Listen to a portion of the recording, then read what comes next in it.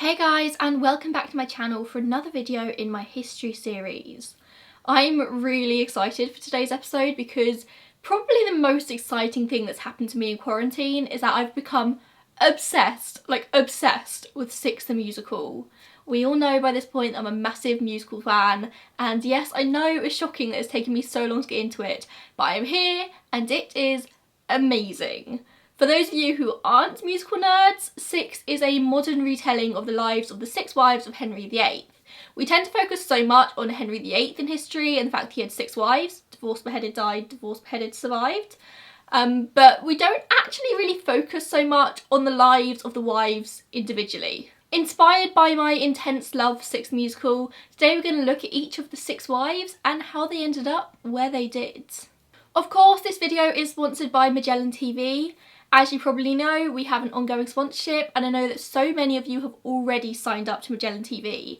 So today I'd like to make my documentary recommendations first. They've got some really good documentaries on there at the moment, and the first one I spotted in their new releases section is Codebreaker: Alan Turing, Persecution of a Genius. I uploaded my video on Alan Turing a couple of months ago, and I know that so many of you were fascinated by his story, so this could be a super interesting documentary for you to delve into and learn even more about the life of this amazing genius. If you didn't see my video on Alan Turing, he is considered to be the man who gave birth to computers as we know them today. He was a genius codebreaker and pretty much single-handedly helped the Allies win World War II, and yet he was never recognised for any of it due to the fact that he was gay.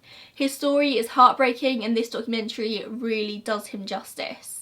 The second is A Question of Innocence, which takes a look at the death penalty in the United States, focusing on one man who's been on death row in Florida for almost 4 decades, despite the fact that there's new evidence that may prove his innocence. It's quite a critical look at the death penalty, looking at whether or not it has a place in 21st century society or not. I would highly recommend having a watch if that sounds like a documentary that you would like. It really makes you think. For those of you who haven't signed up yet, Magellan TV is a streaming service dedicated purely to documentaries. I advocate education and bettering yourself with knowledge at every single opportunity, so I really cannot recommend Magellan TV enough. They have everything from true crime, science, history, nature, and everything in between, with new programmes added weekly to be watched anywhere on your TV, laptop and mobile. It's compatible with Roku, Amazon Fire TV, Google Play and iOS, and loads of the programmes are available in 4K. I know that a lot of you, just like me, are locked down in your houses right now, feeling bored and stressed, and Magellan TV is the perfect antidote for that. There's never been a better time to dedicate your time to educating yourself, learning something new. You've got all the time in the world right now. I suppose we need to talk about Henry himself a bit before we get into his wives. I know in the UK, or at least in England, we focus a lot on Henry VIII. Him and Victoria are probably the two monarchs most featured in our history curriculum. I mean, he did a lot for history, for better or for worse. Henry ruled for 36 years and brought huge changes to the nation. It's because of him that we have the Church of England. He brought the UK into the Reformation, and he wanted a son more than anything. That's really important to bear in mind with Henry VIII. He just wanted a son. He took the throne in 1509 when he was just 17 years old, and as expected of him, married his first wife just 6 weeks later. This was Catherine of Aragon, the daughter of King Ferdinand and Queen Isabella of Spain. She had previously married to Henry's older brother, Arthur, and Arthur and Catherine had been betrothed since they were toddlers. So when she was 16 years old, in 1501, she makes her journey to England. Catherine and Arthur marry on the 14th of November, 1501, and less than 6 months later, he was dead. It's speculated that he died of what was called the sweating sickness, which is an illness not entirely understood by scientists today. There were multiple outbreaks around this time, characterised by sudden onset headaches, profuse sweating, fever, and difficulty breathing. People would often die in a really short period of time, like often 24 hours. So Arthur just died. By this point, a widow, Catherine was still only 16 or 17 years old and still had a lot of life left to live. And Henry VII, Arthur and Henry's dad and the current reigning king, decided he didn't really want to have to repay Catherine's dowry. He did consider marrying Catherine himself, but most people agreed that was probably a bad idea. So instead, she becomes betrothed to Henry, who at this time was 5 years younger than her and still too young to marry her, only like 11 years old. But by the time 1505 comes round and Henry is finally old enough to marry her, Henry VII decides that he's not interested in the Spanish alliance anymore. Weddings were often just political moves during this time. And of course, they were related. Catherine was the third cousin of Henry VII. Catherine and Henry's betrothal was ended, but then 4 years later, when Henry VII dies and Henry VIII takes the throne, his first move is to marry Catherine. She was crowned Queen of England in a joint coronation ceremony with Henry on June 24th, 1509. Their journey to marriage was not an easy one. Catholic law forbade a man to marry his brother's widow, and therefore they had to get the Pope to grant a dispensation to allow the marriage. Catherine argued that seeing as her marriage to Arthur was never consummated, it wasn't a valid one, and so the Pope agrees to let the marriage take place. Soon after the marriage, she falls pregnant for the first time. Over the next few years, she would actually fall pregnant multiple times, 6 to be exact. But the first was a stillborn baby girl. 4 months later, she announced a second pregnancy. She carries to full term and a son, Henry, is born, fit and healthy. Celebrations were held across London, and 5 days later he was christened at Richmond Palace. He was the heir to the throne. But after just 52 days, he dies suddenly. The third birth was another stillborn, the fourth was another short-lived boy, and in February 1516 she gives birth to a healthy baby girl who was christened Mary. Henry was disappointed that it was a girl, but he was sure that boys, heirs to the throne, would soon follow. But Mary would be their only child to survive past infancy, and she would later take the throne for a few years. You might know her better as Bloody Mary. One more pregnancy followed, and Catherine gave birth to another daughter, who died a number of hours later. Henry was not happy at his lack of a son, but he remained a devoted husband. Kinda. He did have at least 2 mistresses, but that was kind of the norm in these times. At the beginning of their marriage, Henry had great faith and trust in Catherine. So much so that in June 1513, when he went to France on a military campaign, he announced Catherine as regent with the title Governor of the Realm and Captain General. During that time when Catherine was ruling England, they won the Battle of Flodden against Scotland, and it's believed that Catherine played an instrumental part in this. People actually really liked her. But by 1526, Henry was fed up. Catherine was now in her early 40s, she hadn't bared him a son, and she was unlikely to get pregnant again now. He wanted an heir. And this is where the stories of the first and second wives begin to intertwine. Catherine, of course, had her entourage, her ladies-in-waiting, and Henry had begun to develop feelings for one of these ladies, Anne Boleyn. She also just happened to be the younger sister of one of his mistresses, Mary Boleyn. Anne Boleyn is arguably the most famous of Henry's 6 wives. Not much is known of her childhood. Her year of birth is thought to be anywhere from 1501 to 1507, and she grew up in Hever Castle in Kent. She was born into a decent status of noble birth. Her father, Thomas Boleyn, would later become the Earl of Wiltshire and the Earl of Ormond, and her mum was Lady Elizabeth Howard, the daughter of the Duke of Norfolk. Thomas was a well-respected diplomat. He was a favourite of Henry VII. The Boleyn family were amongst the most respected in the English aristocracy. When Anne was still young, Thomas won the respect of Margaret of Austria, who was ruling the Netherlands at the time on behalf of her nephew, who was too young. Margaret offered one of Thomas's daughters a place in her household, and so off Anne goes. Anne was just as charming as her father and won over everyone she met. She was a good student, she had good manners, she was well spoken, and she lives with Margaret for a year before she goes to France, where she becomes the maid of honour to Queen Mary, who was a sister of Henry VIII, who had recently married Louis XII of France. Anne stayed there in France for a number of years, tending to Queen Mary and Mary's stepdaughter, Queen Claude. She completed her study of French, she developed interest in everything French, French history, French cuisine, and she became highly educated. Anne was excellent at everything she put her mind to, and she charmed everyone she met. There are many legends of Anne Boleyn having a 6th finger or an unusually large mole or goiter on her neck, but this is quite unlikely, because would Henry really have gone with somebody with such oddities, as they call them in the history books? Anne returned to the UK around 1522 because there were big plans to get her married off to the heir of Ormond, but instead she begins an affair with a man called Henry Percy. But Cardinal Thomas Wolsey quickly puts a stop to this romance.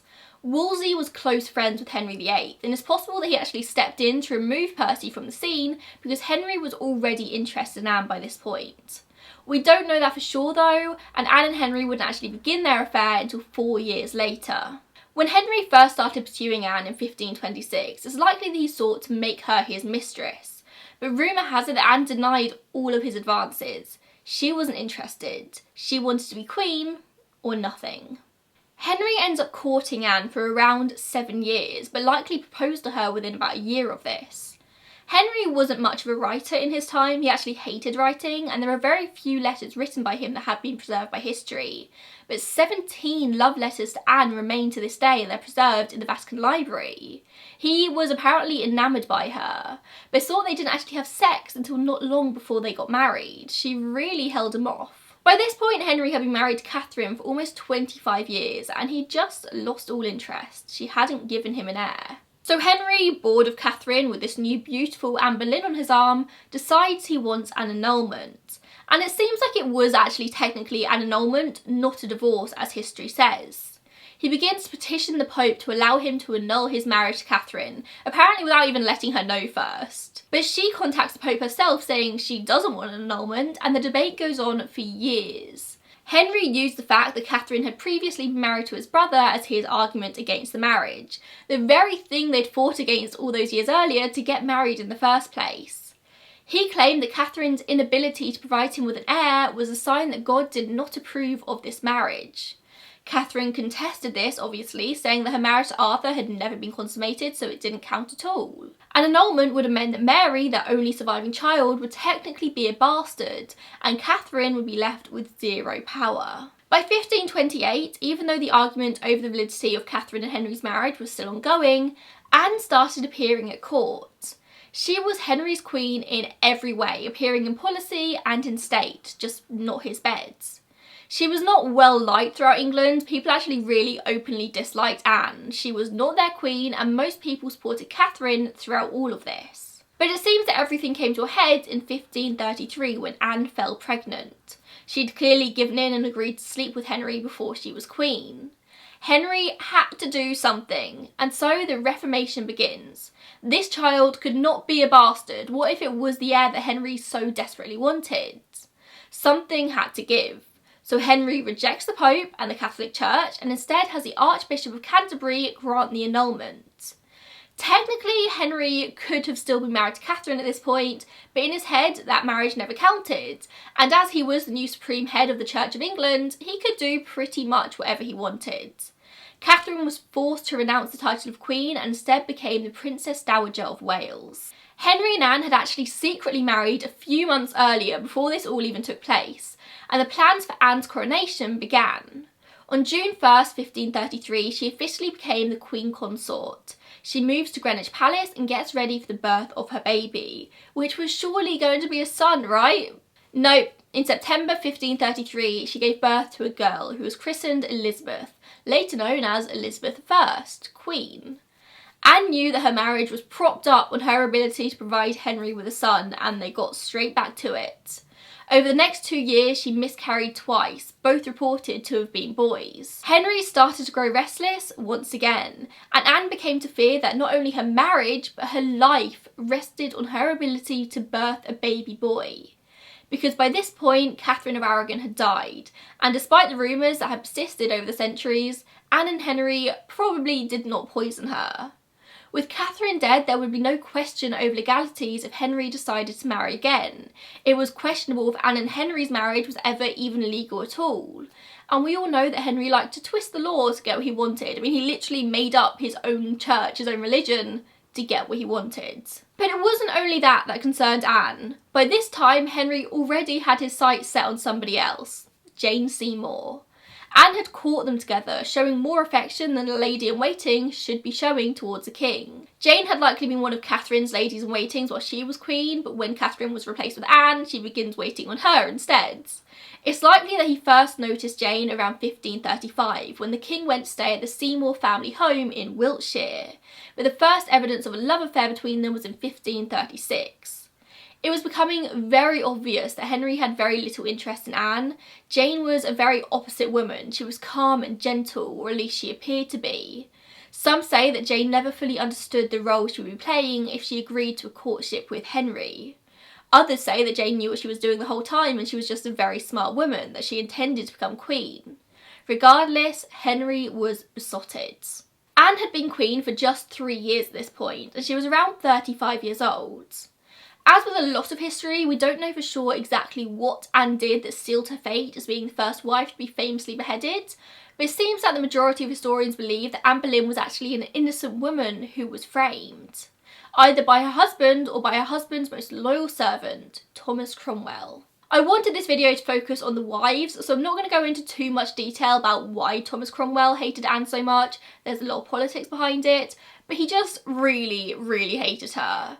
The two of them just didn't get on well. They had very differing political views, especially over the retribution of the church revenues. With the move from Catholicism to the Church of England, there was a lot of spare money to be played around with in the country at this time. Anne wanted to give this money to charities and education and advocated for a French alliance.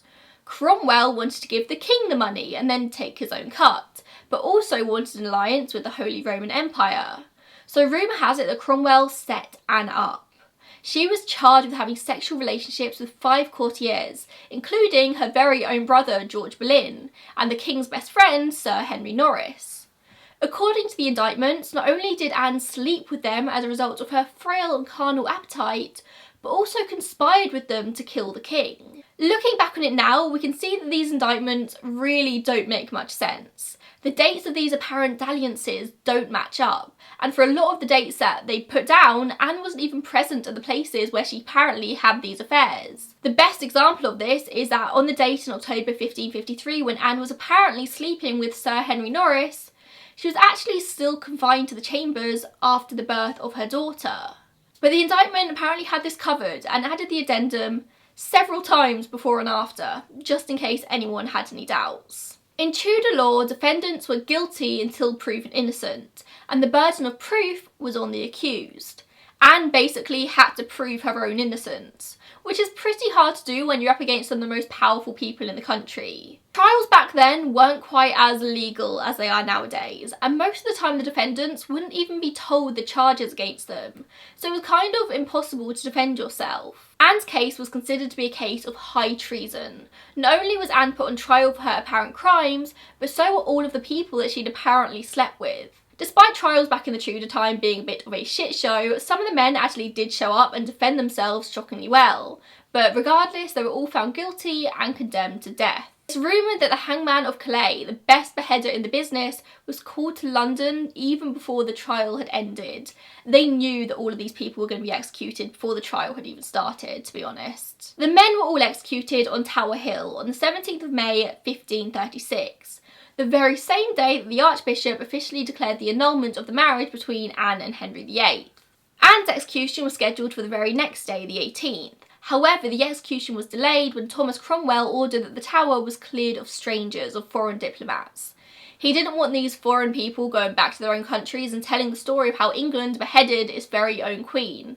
Couldn't have Henry looking bad here. So she's actually executed the next day on the morning of the 19th of May 1536. She's escorted from her apartment in the Tower of London down to the scaffolding. She had dressed for the occasion. She had this ermine-trimmed outfit that confirmed her high status. She had on a crimson kirtle, the colour of martyrdom, and a traditional English gable hood. She thought through everything, down to every detail of her outfit. She made a final speech in which she said, "But I pray God save the king and send him long to reign over you. For a gentler nor a more merciful prince was there never, and to me he was ever a good, a gentle, and a sovereign lord." Who forced her to say that? Anne Boleyn was swiftly executed with one blow of the sword, and her body was hastily placed in an old chest, because nobody had thought to buy a coffin for her. She was buried in the chapel at the parish church of the Tower of London, seemingly confirmed during restoration work carried out in 1876. Just as a side note, if anybody ever finds themselves visiting London, I cannot recommend a day trip to the Tower of London enough. It's just steeped in history and it's fascinating. It's one of my favourite places in London, even if it is a bit of a tourist trap. It's amazing. So with Anne dead, Henry was free to pursue his next love, Jane Seymour.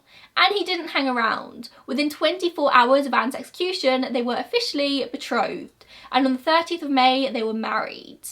But unlike his previous 2 wives, Jane never had an actual coronation because of a plague that had recently hit London, but she was publicly proclaimed queen 4 days after the marriage. Jane is widely reported for her gentle, peaceful nature. She always tried to make peace at court. She was charming, she was conservative, and without all of the fashion and the flair of Anne, they couldn't have been more opposite. She was a very simple woman with a very large family, a perfect candidate to give Henry the son he always wanted. Jane also made a lot of effort with Mary, Henry's first living child. Whilst Mary openly disliked Anne, she got on really well with Jane, probably because Jane attempted to restore Mary to court and the line to the throne, behind any children she might have with Henry, of course. Mary had been removed from succession once the annulment between Henry and Catherine was made official, as it technically made her a bastard. Mary wouldn't actually be reinstated to the line to the throne for many years, but Jane really put in that effort. By the end of 1536, Jane had fallen pregnant, but she had a miscarriage. Then she fell pregnant again in January 1537. Nothing was too much for Henry this time. If Jane had a craving for quail, Henry would order them in from France specially. Her every whim was catered for. This was surely going to be the son that Henry had always wanted. It had to be. He was convinced that Jane was his only true wife, the only wife he ever actually loved and wanted to be with of his own accord. And Jane came through for him. On October 12th, a prince was finally born at Hampton Court Palace, christened Edward on the 15th. As fate would have it though, Jane would die just 2 weeks after giving birth, on October 24th, 1537, at just 29 years old. The birth had been really tough on her, labour lasting for 2 days and 3 nights.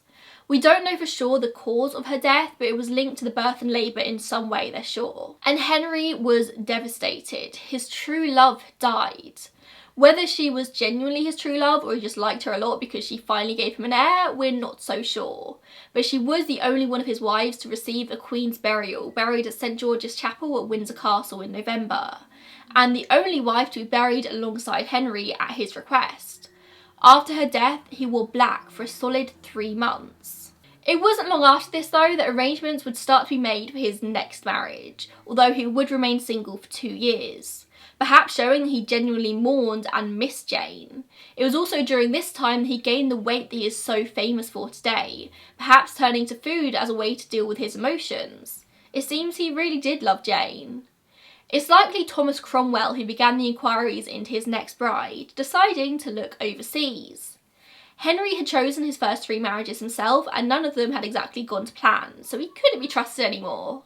The next marriage had to be one that could give the country some kind of political or monetary gain. A foreign alliance was needed, as the whole splitting from the Catholic Church thing had kind of left England a little bit vulnerable. They needed allies. So Henry and his ministers looked across Europe for this new wife. He had agents from foreign courts report to him on all the possible candidates, sending painters to bring him images of these women. A man called Hans Holbein was one of the most famous Tudor court painters, and he was sent to the court of the Duke of Cleves, who had 2 sisters, Amelia and Anne. Anne was born in Dusseldorf, which is now part of Germany, but back then was just part of the state of Berg, which was a distinct political entity in itself from the 12th to the 19th centuries. Anne's brother, William, the Duke of Cleves, was a leader of the Protestant faith in this area at this time, and he wished to strengthen his position against potential attacks from the Catholic France and the Holy Roman Empire. The perfect ally for Henry, who was kind of looking for exactly the same thing. So he decides to choose between William's sisters, Anne or Amelia. In a time before photos, Hans Holbein is shipped off to court to paint the likeness of both Anne and Amelia for Henry to choose from. Hans was required to be as accurate as he possibly could be. Don't try and paint these women in the best light possible, just paint what they look like. Anne had never received any kind of formal education. She wasn't particularly skilled apart from in needlework, and she could read and write, but only in German. Henry liked an educated woman, and Anne clearly wasn't this. But she was docile and virtuous, which Henry did like, and so she was chosen as a suitable candidate, even though she wasn't the prettiest of girls. Henry was not thrilled at the prospect of this marriage, especially when he saw her in person. He wasn't even slightly attracted to her. She didn't look anything like her painting. Even before the marriage took place, he was already looking for ways out of it. But it goes ahead anyway, of course, on January 6th, 1540, for the sake of politics. Things do not improve after the marriage. Anne's lack of education made her very unpopular at court. She couldn't discuss the music and literature that was expected of her. Henry would often refer to her as a Flanders mare. He found her very much unattractive. 6 months in, and they still hadn't consummated the marriage. By this point, there was a political reason for Henry to end this marriage though, alongside his very personal feelings against her. The Duke of Cleves was inching closer to war with the Empire, and Henry just couldn't be bothered to get involved with all of that. He didn't want a war. Plus now he also had his eyes set on the pretty young Catherine Howard. So Henry decides to annul yet another marriage, just 7 months after it had begun. Anne never really put up much of a fight. I'm sure Henry's reputation preceded him by this point, and she knew that it was probably a case of easy annulment or death, so she just went with the annulment. She testified that they'd never consummated their marriage, and that her previous engagement, Francis of Lorraine, had never been broken properly. This annulment was quite a mutual agreement, it seemed, no hard feelings on either side. Anne was given the honorary title of the King's sister and was given pretty decent property in England. She got a pretty good deal, not a bad deal at all for 7 months of unconsummated marriage. And enter Catherine Howard.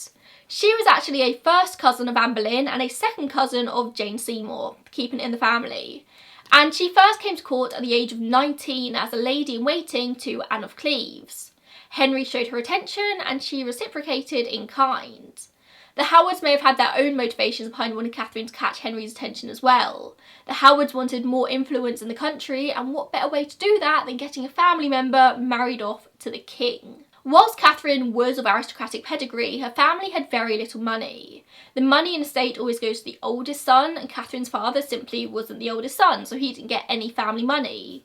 And it was very much a point of contention with her father, and the family just wanted more power than they had.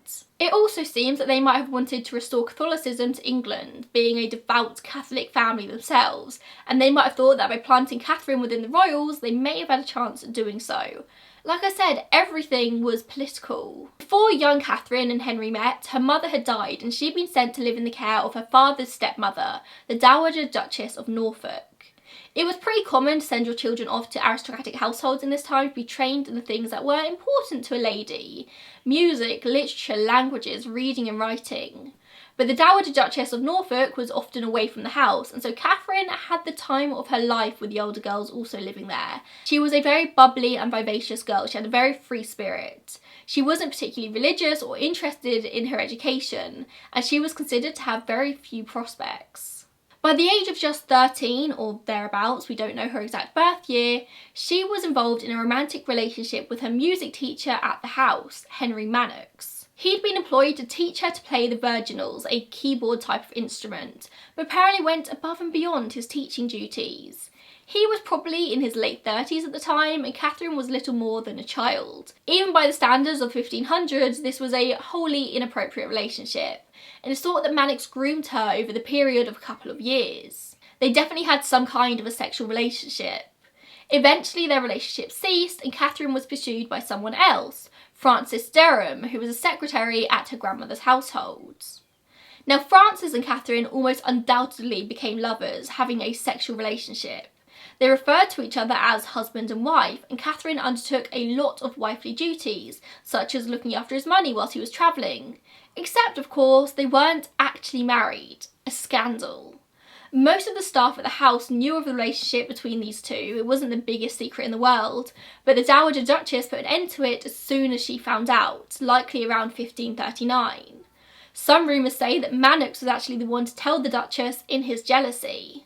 So at the age of 19, Catherine is shipped away to the court to be one of Anne of Cleves' ladies-in-waiting, and this is where she catches Henry's eye, and that's that. He wants, he gets. He's captivated by her beauty. He calls her the very jewel of womanhood. And everyone who met Catherine thought that she was just absolutely delightful and a great beauty. Henry lavished her with expensive gifts, clothes and land and jewels. Let's be honest, he was probably punching a little bit. Catherine was this incredibly beautiful teenage girl still. Henry was coming up to 50, incredibly overweight, with an ulcerous leg that meant he could barely even walk anymore, and a whole host of other health problems. But apparently Catherine made him feel alive once again. And she just went along with it all because you don't say no to the king, and he spoiled her. He indulged her every whim. 6 days after Henry officially annulled his marriage to Anne, him and Catherine marry in July 1540. She never got an official coronation, but she was just accepted as the newest queen. At just 19, she becomes stepmom to Henry's children, and her and Mary had an especially fraught relationship. I mean, it's always going to be awkward when your new stepmom is a number of years younger than you. She got on better with Elizabeth though, who was still a child at this point. Everyone was waiting for news of Catherine's own pregnancy, but it never came. It seems that Catherine didn't only have eyes for her husband in this time though. During her time as lady-in-waiting to Anne of Cleves, she'd begun a romance with Henry's favourite male courtier, Thomas Culpeper. The two had considered getting married themselves and wrote endless love letters to one another. Catherine always liked Thomas more than Henry, but if the king wants to marry you, what are you going to do? Well, you should probably end your other relationships, particularly considering Henry's past history with wives. I think this is where Catherine's young age began to show. Someone older and wiser may have realised where this story was going to end.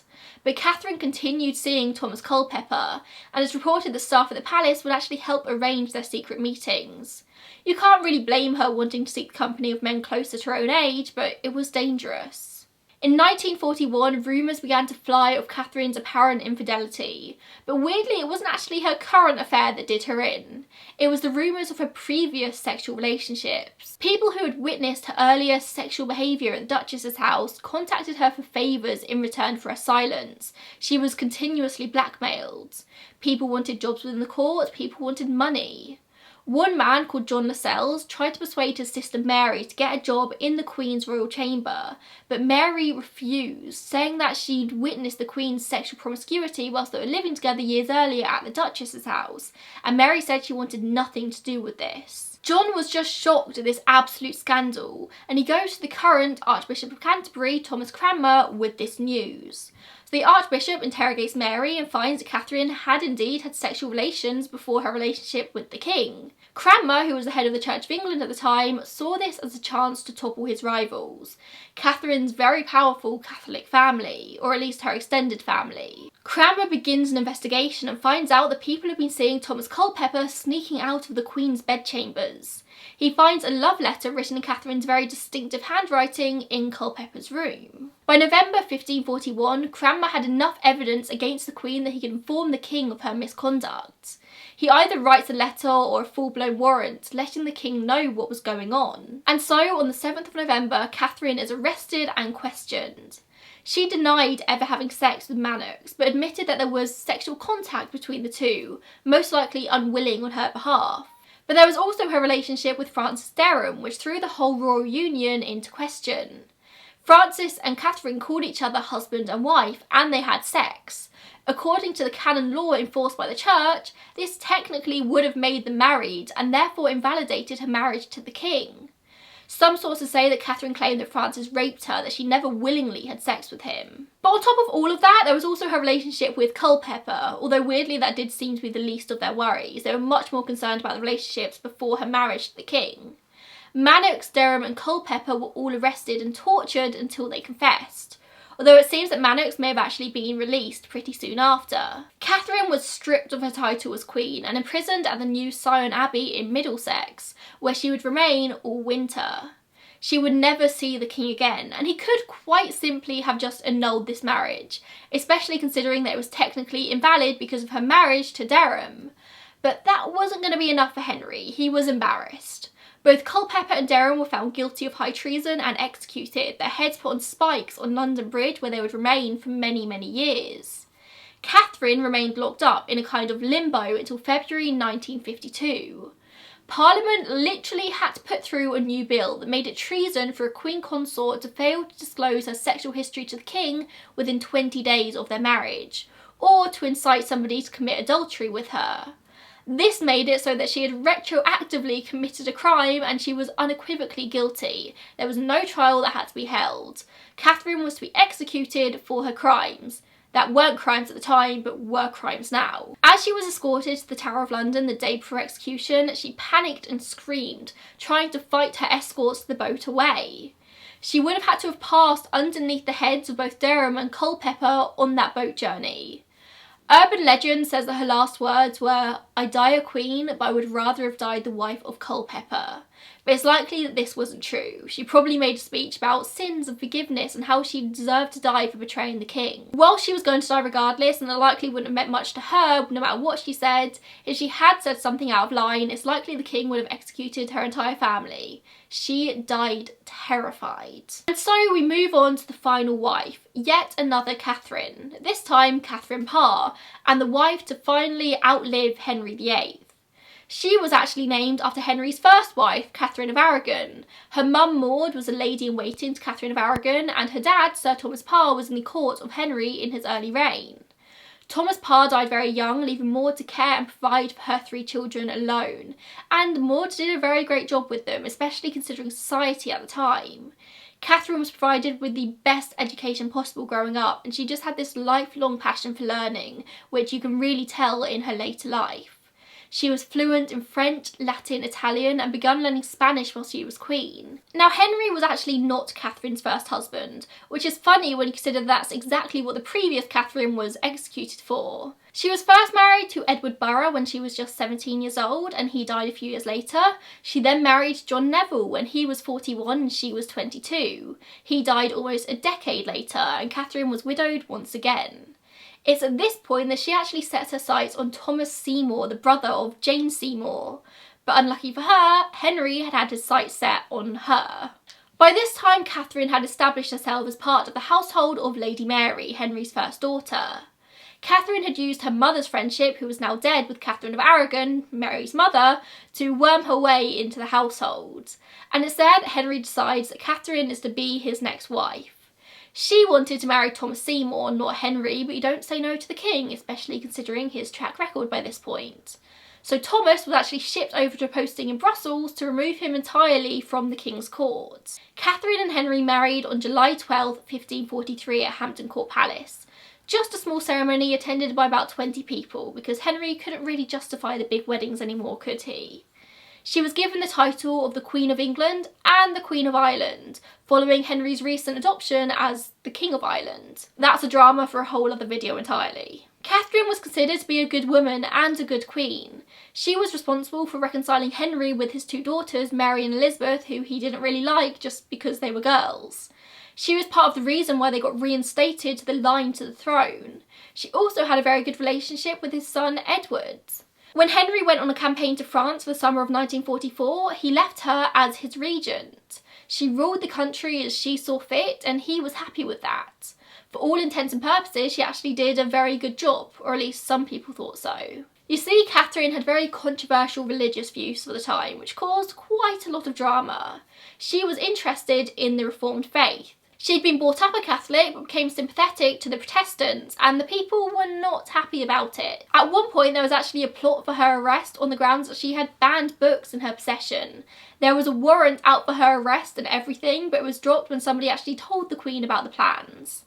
Henry found out about all of this and told her off for being so outspoken about the Reformed religion, and he also told her off for forgetting her place by instructing him on such matters.